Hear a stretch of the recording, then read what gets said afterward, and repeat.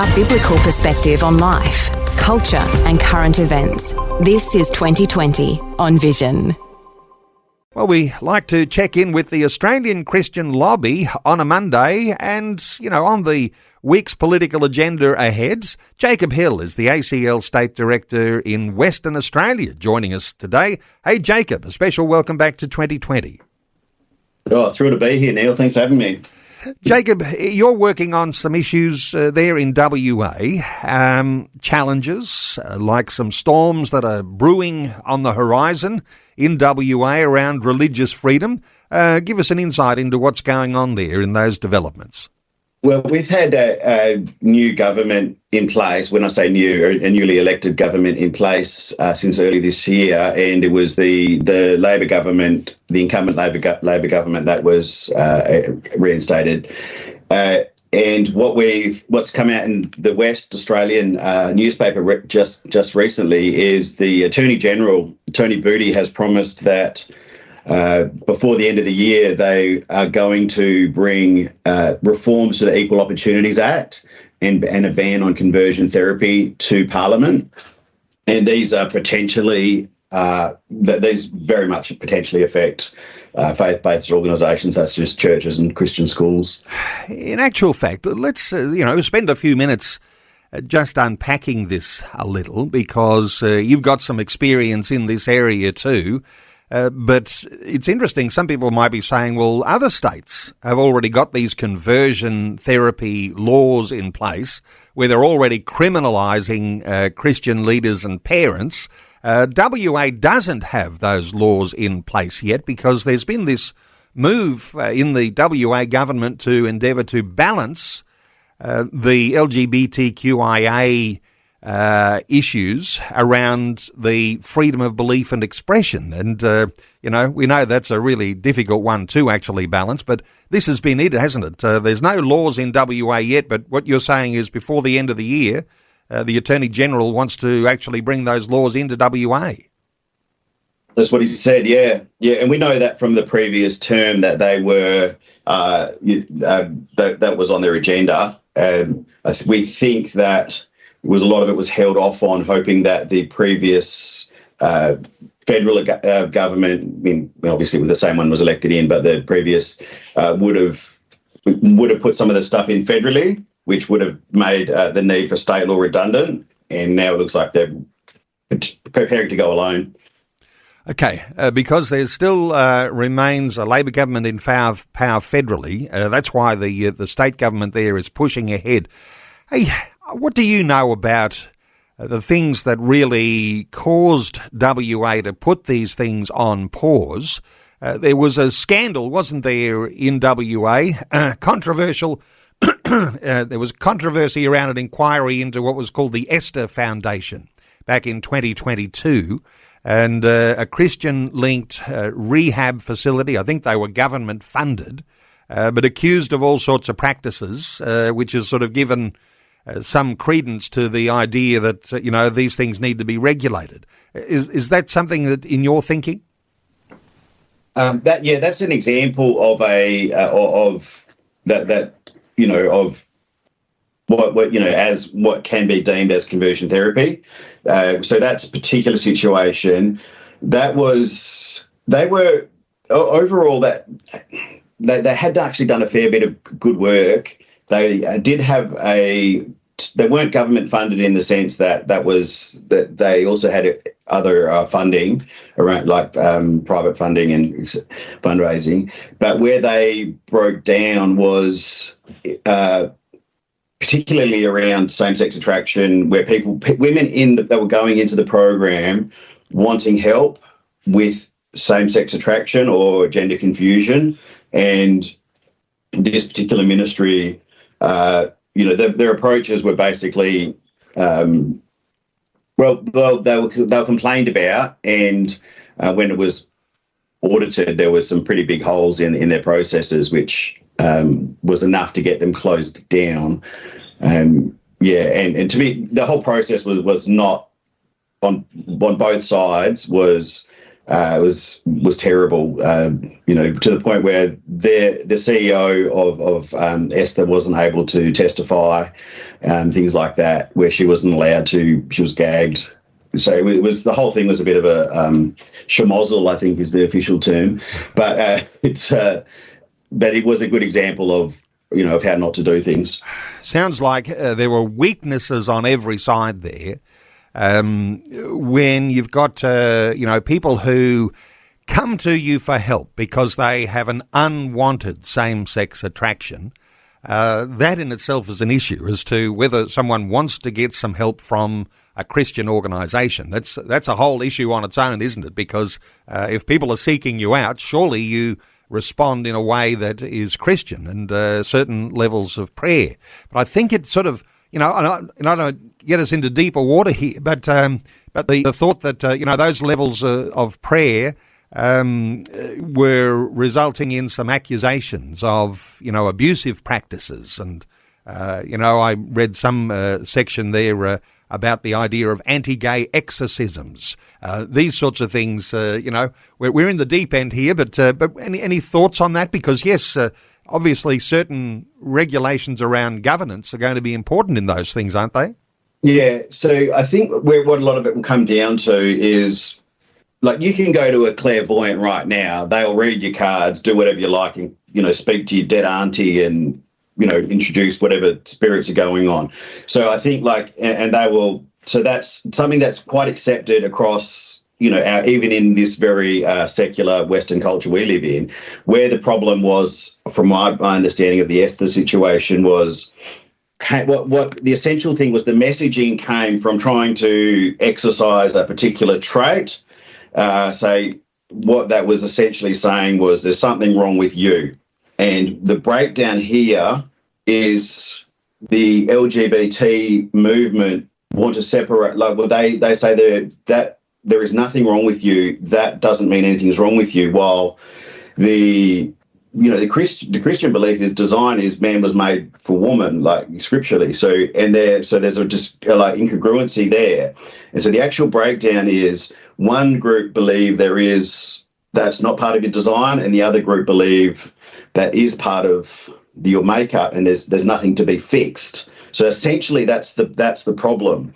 And where, you go to your motivational speakers and they'll shout at you and say, kick out the weakness and carry on the intensity and things like that. So the actual practice itself, in the physical presentation of it, you cross it over to various platforms, and there is actually no sting in it. The sting is the LGBT community believe that there is nothing to be fixed, and you're trying to fix something that isn't broken, and that's where the breakdown is. So that's the problem we're dealing with here. And you're running an organisation, your approach matters. It matters. Yeah. Hey, and of course, the religious freedom connection in all of this, Jacob, is that there are Christian groups who are concerned that if you were going to ban your ability to pray for people who come to you with a need, they have, say, in this case, like the idea of an unwanted same-sex attraction, that if you've got laws in place, then that criminalises Christian counselling, Christian prayer, even parents giving guidance to their own children. And when traditional Christian values are at stake here, you have to stand up and say, wait a minute, if someone's coming to you for prayer, there may be some other instances where there could be, some legal issues around that, but certainly don't criminalise Christians. That's the religious freedom aspect, isn't it? Yeah, 100%. And our Constitution says that 116 in our Constitution, point 116 says it prohibits. It says that the government shall make no law prohibiting the free exercise of any religion. What this law is doing is actually putting limits on Christians exercising their religion. So the way it's written, like the New South Wales model, we expect the WA model to be very similar to the New South Wales and the Victorian models. The way what New South Wales law is actually written is, and this is they're saying that Christian groups are exempt and parents are exempt, from as long as they've got these parameters. Like you're saying, well, if you're just teaching the Bible and the Bible says this, you're allowed to say that, and you're allowed to pray and things. But there is a caveat on it, which says it's only allowed provided they are not targeted towards or directed to change or suppress a person's sexual orientation or gender identity. And then with total bans on religious practice, religious-based practices, including counselling, conferences, and spiritual deliverance. So that deliverance is what you've described for the Esther situation. Delivered in the context of changing or suppressing the individual's sexual orientation or gender identity. So what it's doing is it's like you're allowed to talk about the stuff, you're allowed to say the things, but if you do anything that's actually to try to reduce or limit or stop even this same-sex attraction or gender dysphoria, you are now culpable. And so even if the person asks for it. And you know where this leads, because there's some evidence now in other states like Victoria, where you've got churches jumping on the bandwagon and banning their own volunteers from being able to say anything around those sorts of issues that are considered to be conversion therapy. And now you've got a whole church movements that are actually jumping on the bandwagon and going against what you might say is a biblical foundation for gender and sexuality. There's a slippery slope, and it continues on, doesn't it? Yeah, well, it's not even subtle. So the Amnesty International have released a graphic which is it's actually used by the New South Wales government to explain this. And one of the exact descriptions in this is peer support within the context of the church of that person just in the congregation praying for another person or trying to help them navigate sexuality outside of a biblical context. And that is actually crystallized in this in this graphic as a conversion practice. So yeah, these guys that are banning it, they're to the letter of the law. They're actually doing what the law requires, and on the other side of it, some of the other churches are they don't hold to the Bible as this level of authority that perhaps my church does. Ultimately, it sounds like the government telling you what to believe and telling churches what they can teach. And, further down the track from there, regulating what the pastor can preach, and therefore even, outlawing what is in the Bible. I mean, this is it's ridiculous. That's where it leads. Yeah, they're telling us that we cannot call sin, essentially, which is that's the bottom line. That's where this is going. Like, well, that's not where it's going. That's where it is. That's exactly it. Yeah, it's like this isn't sin. You're not allowed to call it sin, even though the Bible clearly says it is. As Christian believers, and we don't separate religious freedom from all of the other freedoms. Freedom of conscience, freedom to believe, freedom of, gathering together. All of these things are all sort of freedoms that affect the whole of society. So everyone suffers if you've got a clamp down on religious freedom. But it's not just a fundamental human right. Actually, it's necessary, isn't it, for the way that our democracy works? If you're going to cripple politicians from being able to argue a point because, hang on, you're not allowed to talk about that. Isn't that an anti-democracy thing? Yeah, 100%. And that's where where the recent, towards the end of last year, there was a big, we're talking about censorship in social media, where there was the bill, with the mis and disinformation bill, where the government basically got to decide what was and wasn't mis and disinformation. If you can't have an open conversation, someone's got their own narrative. That's the gospel, and that's we know humans are fallible. It was like your doctor used to tell you have a cigarette for your stress, and it was. Yeah. Just some years ago, when we were at the height of debate around religious freedom, I remember the leader of the Presbyterians saying to their leaders, we don't take our cues from the government about what is ultimately true. We take our cues from God. And so as soon as you've got government trying to censor the Bible, you've got to be able to actually stand up there and say, well, wait a minute, we don't take our cues from those who are trying to, redact a whole lot of portions of the scriptures. You've got to continue to take your cues from God, haven't you? Yeah, well, that's the origin. That's the actual origin of the separation of church and state. It's very Lutheran, where it was basically the government is not qualified to interfere with the church. There is an authority higher than the government, and it's God. And it's so where the word of God supersedes the word of the law of the land, and the church actually doesn't have, you look in the book of Acts where the early apostles were, who should we listen to, you or God? If we have to make a decision, we do need to default to God. And this is literally what is happening here. If we are being told to not practice our religion freely in the way that the scriptures say, and to default to whatever the current government says, that is literally trying to suppress our religion, a free practice of religion. It's unconstitutional at best. At worst, it's, like you're saying, not democratic, but it's totalitarian.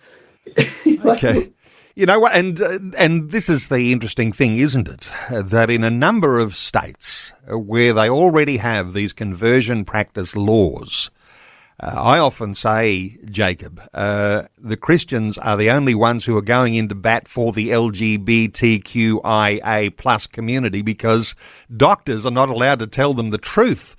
So there's a certain sense in which Christians need to stand up here, and when you're not only standing up for Christians and churches, not only standing up for all people, but also there's a level of truth for the LGBTQIA plus community that also benefits from Christians who are standing up and saying, wait a minute, that's no good. You can't actually take those freedoms away. So in WA, before the end of the year, this is a battle. And you're going to be there on the cutting edge, and we're going to look forward to seeing things as it begins to unfold. At the moment, the WA Attorney General's just released some plans to introduce this therapy. Any ideas from you, Jacob, as to when they might start to research and debate this? The research has been that's been going on. That was done in the previous term. We know that. So it is that as far as the debate goes. For the ban, we don't know exactly. Our hope is that we'll be able to have some really good conversations with the Attorney General and some of the front bench to, at the very least, have a lot of just some common sense here, because these laws are put in through the guise of very archaic, like electroshock therapy and things like that. That is basically what they're sort of trying to make this akin to. And this is where we need to, if laws are going to go in place, they need to be capturing the right things and allowing things like, because this law, as it's written in New South Wales and Victoria, also captures, like you mentioned, medical professionals. And we're to the point now where we're seeing medical professionals avoiding and not treating people within these LGBT communities because of the complexities and the potential litigation. So, we're going into breaking up a little bit there, Jacob. I think we've got the essence though of just getting your heartbeat, because what's coming in WA? Wouldn't it be great if in WA the Labor government said these are undemocratic outcomes from this sort of legislation? We might buck the trend and not do what our Victorian and New South Wales counterparts have done, and we'll maintain something that will actually help democracy. That's just, maybe that's just too much to hope for. But I think you're going to be in the middle of a battle, and we look forward to checking in with you from time to time, Jacob Hill. Jacob is the Australian Christian Lobby State Director for Western Australia. You can connect with Jacob via the ACL website and keep up to date with the resources and the way things are unfolding at the ACL website, acl.org.au. Jacob Hill, thanks so much for your insights today on 2020. Always a pleasure. Thank you. Thanks for taking time to listen to this audio on demand from Vision Christian Media. To find out more about us, go to vision.org.au.